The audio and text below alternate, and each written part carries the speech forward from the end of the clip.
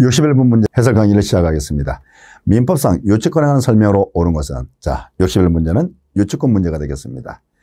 자, 1번 질문입니다. 유치권자는 유치물에 대한 경매 신청권이 없다. 여러분, 유치권자도 우리 민법 322조 1항을 보면 유치권자도 채권의 변제를 받기 위해서 유치물을 경매할 수가 있습니다. 그러면 유치권자도 경매권이 있다라고 해야 되겠죠. 경매 신청권이 있습니다.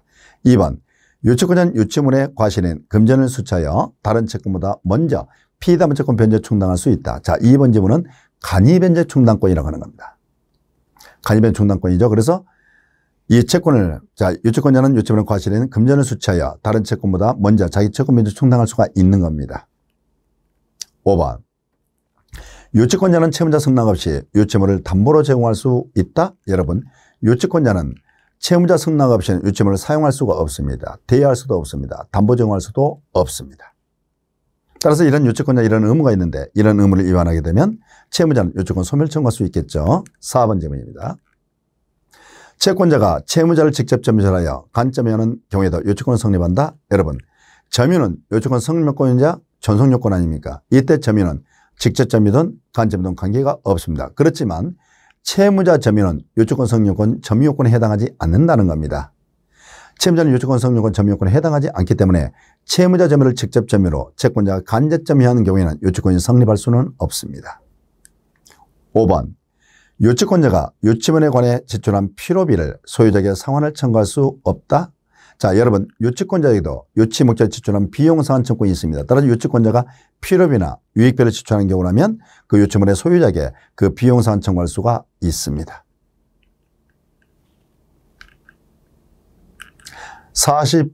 62번입니다. 갑에게 법정상권 또는 관습법상 법정상권이 인정되는 경우를 모두 골라보시오. 지금 62문제는 출제 포인트가 이겁니다.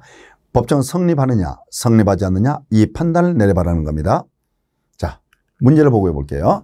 을소유 토지 위에 을의 승낙을 얻어 신축한 병소유 건물을 매수한 갑이 매수한 경우, 여러분, 법정성 성립하려면 전제가 토지와 건물이 동일 소유자 됩니다. 그래서 이게 어떤 소유자 달라져야 되는 거죠. 그 경우에 법정 성립하는 겁니다. 그런데 기억점을 봐보세요. 누구 소유 토지죠? 을의 소유 토지인 겁니다.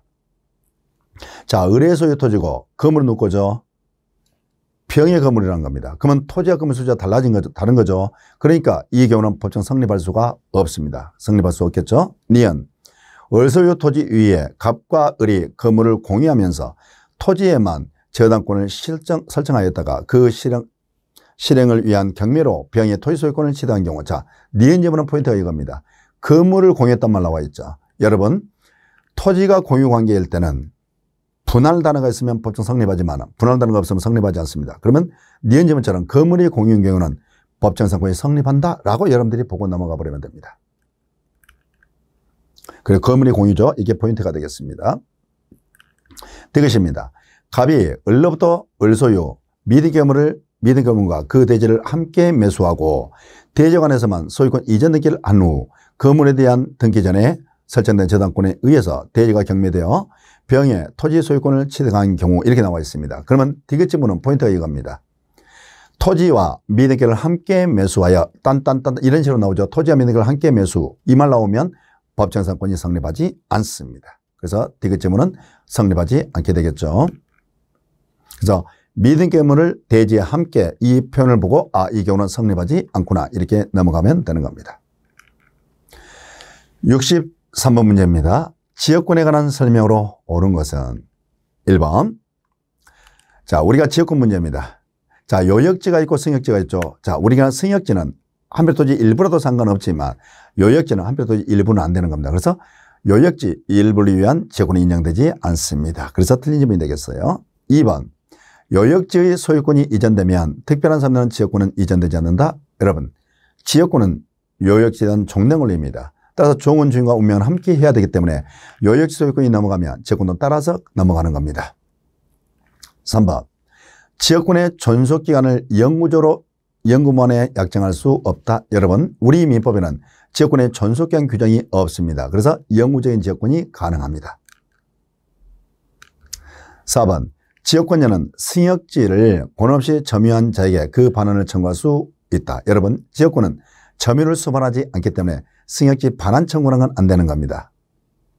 5번 요역지 공유자 1인은 지분에 관하여 그 토지를 위한 제권을 소멸하게 하지 못한다. 여러분 지역권은 나눠지지 않는 겁니다. 불가분성이죠. 그래서 요역지 공유자 1인이 자기 지분에 관해서 그 토지를 위한 제권을 소멸하게 하지는 못합니다. 64번 문제입니다.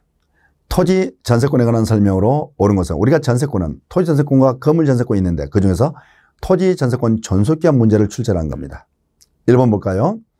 토지 전세권을 처음 설정할 때는 존속기한을 제한이 없다. 여러분 토지 전세권이든 건물 전세권이든 10년을 넘지는 못합니다. 그래서 틀렸죠. 2번 토지 전세권의 존속기한을 1년 미만으로 정한 때는 1년 한다. 여러분 건물의 전세권의 경우는 1년이라는 최단 존속기한 제한을 두고 있지만 토지의 경우는 최단 기한 제한이 없습니다. 그래서 틀렸죠. 3번 토지 전세권의 설정은 갱신할 수 있지만 그 기한은 갱신한 날로부터 10년을 넘지 못한다. 우리가 전세권의 갱신이죠. 이때 10년을 넘지는 못합니다.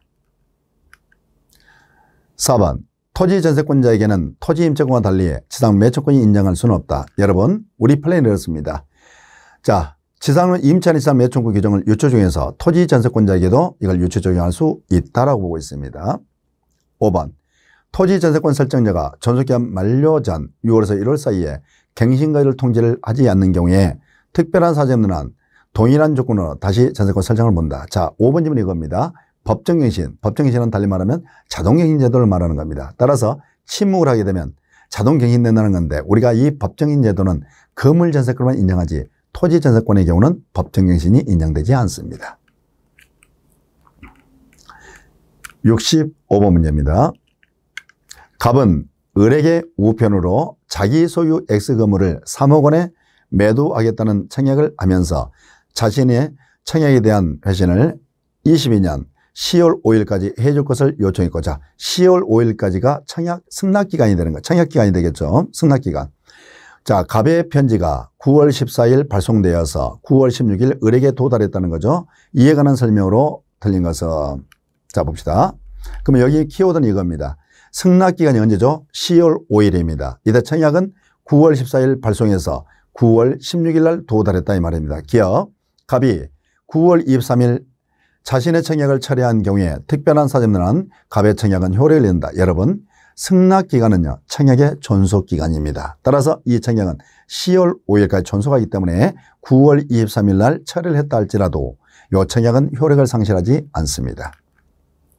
니은, 을이 9월 20일 갑에게 승낙의 통지를 발송하여 9월 20일 갑에게 도달했다면 계약은 9월 20일 성립한다. 여러분, 지금 우리가 격자사의 계약 성립 시기는 승낙 통지를 발송할 때 성립하는데, 자, 지금 발송일이 9월 22일이고, 아니, 9월 20일이고, 도달일이 9월 20일이죠. 그러면 발송일과 도달일이 다르면 이것은 격지자가 되는 겁니다. 따라서 격자사의 계약 성립 시기는 승낙의 의사를 발송한 때가 되니까 9월 20날 계약이 성립한다. 이래야만 옳은 짐이 되겠습니다. 디귿. 을이 상대방이 9월 27일 매매계약을 2억 5천만 원에 조정해 줄 것을 조건으로 승낙해서, 자, 우리 여러분 병렬간 승낙이나 조건을 간 승낙이죠. 이것은 청약 거절입니다. 동시에 새 청약으로 보는 겁니다. 그래서 조건이나 병렬간 승낙은 청약 거절이죠. 동시에 새로운 청약으로 봅니다. 66번입니다.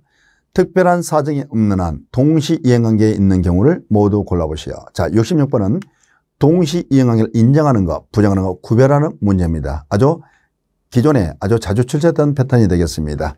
자, 보면 기억 지문에, 자, 임대차 계약이 종료에 따른 임차인의 목전을 반환 의무와 임대인의 권리금 해소 방해라는 손해상 의무는 서로 관계가 없는 겁니다. 그래서 동시행관계가 될 수가 없습니다. 니은, 우리가 주임법에서 임차권 등기 명의다 임차권 등기 말소입니다.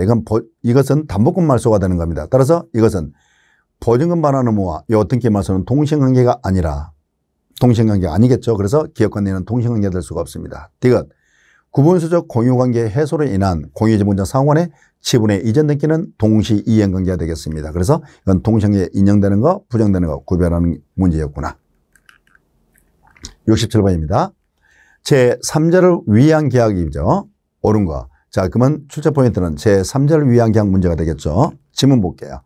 제3자를 위한 계약 당사자는 요약자, 나약자, 수익자다. 여러분, 요약자와 낙약자가 계약의 당사자지 수익자는 제3자로서 계약의 당사자가 될 수가 없겠죠. 자, 2번 질문입니다. 수익자는 계약 체결 당시 특정되어 있어야 한다. 여러분, 제3자를 위한 계약이 성립하려면 요약자와 낙약자 사이에 유효한 계약이 존재하고 요약자와 낙약자 사이에 제3자 약관이 있으면 성립합니다. 따라서 요약자, 낙약자 두 사람만 있으면 제3자를 위한 계약 성립할 수가 있는 거죠. 그래서 제3자는 계약 당시에 특정되지 않아 상관없고 현존하지 않아도 상관이 없는 겁니다.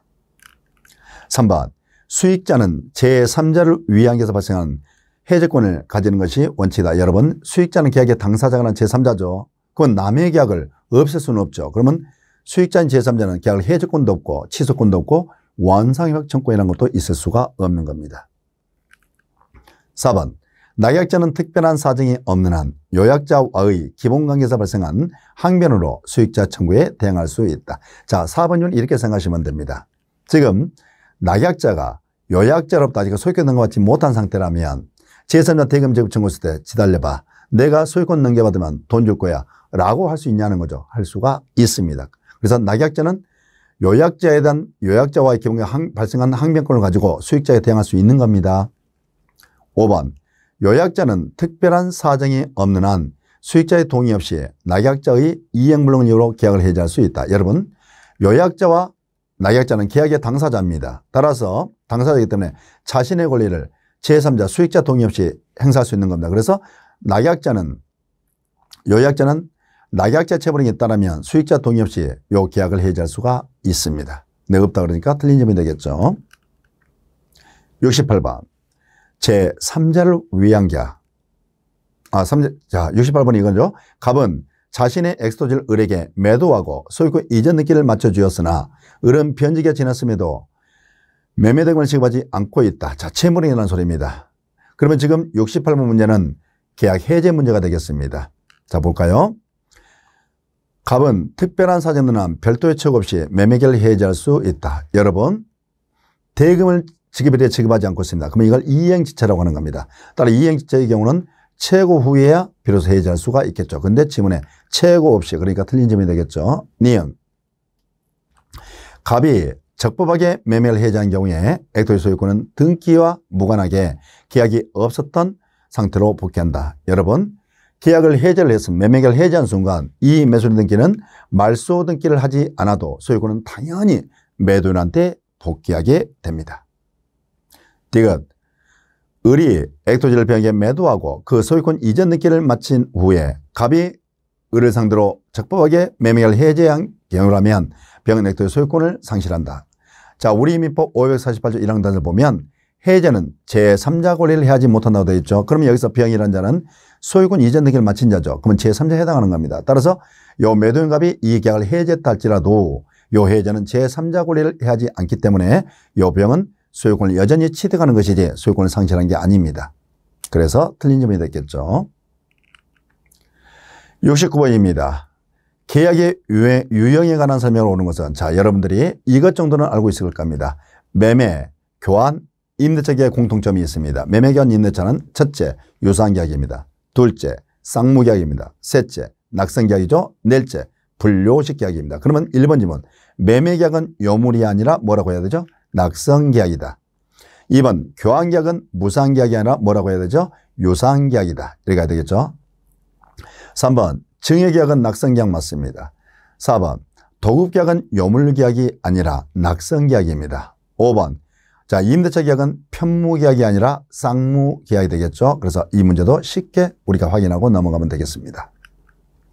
70번, 갑은 그 소유의 X부동산에 관하여 을과 매매의 일방계약을 체결하면서 예약 완결권을 을이 가지고 20년 내에 행사하기로 약정하였다. 이에 관한 설명으로 옳은 것은, 그러면 이 문제는 예약 완결권에 관한 문제가 되겠습니다. 자, 확인해 볼게요. 을이 예약 체결 시부터 1년 내에 예약 완결권을 행사한 경우에 매매는 예약 체결 시에 소급하여 그 효력이 발생한다. 여러분, 예약 완결권을 행사를 하죠. 그러면 이 예약은요, 소급표가 있는 게 아닙니다. 그래서 완결권을 행사한 때 매매 계약이 성립하는 거고요. 그때부터 매매 효력이 생기는 것이지 소급하여, 그럼 이 질문이 틀렸겠죠. 2번, 을이 예약 완결권은 을의 예약 완결권은 형성권에 속하므로 갑과의 약정에도 불구하고 그 행사기간은 10년으로 단축된다. 여러분 지금 이 70번 문제 사례에서 보면 예약 완결 행사기간을 몇 년을 정해놨죠? 20년으로 정해놨습니다. 따라서 요 예약 완결권은 이처럼 당사가 행사의 약정이 있다라면 그 기간 내 행사하면 되는 겁니다. 근데 이게 만약에 10년보다 길죠. 그러면 약정한 때부터 20년 내, 지금 20년 정해놨습니다. 그러면 20년 내 예약 완결권을 행사하면 되는 것이지 이때 이게 기간이 10년 내로 단축되지는 않는다는 겁니다. 주의하시면 되겠죠. 3번 을이 가진 예약 완결권은 재산권이므로 자 예약 완결권은 재산권입니다. 그러니까 양도, 상속 다 되는 겁니다. 4번 을이 예약 완결권의 행사기간 내에 행사하는지에 관해서 갑의 주장이 없었다면 법원은 이를 고려할 수 있다. 여러분 예약 완결권은 형성권이죠. 그러면 이건 10년의 제척기한이 있습니다. 그러면 제척기한 도과 여부 자체는 법원의 직권조사사항이 되는 겁니다. 자 5번입니다. 을이 예약 완결권을 행사하더라도 갑의 승낙이 있어야 비로소 매매계약이 매매계약은 그 효력이 생긴다. 여러분 예약 완결권을 행사하게 되면 상대방의 승낙 여부를 묻지 않고 바로 매매계약이 성립해버리니까 예약 완결권을 행사한 순간 매매 효력이 발생한다. 이래야 되겠죠. 승낙이 필요 없습니다. 근데 승낙이 있어야 그러니까 틀린 점이 되겠죠. 자 잠시 쉬었다가 71번 문제부터 확인해 보도록 하겠습니다.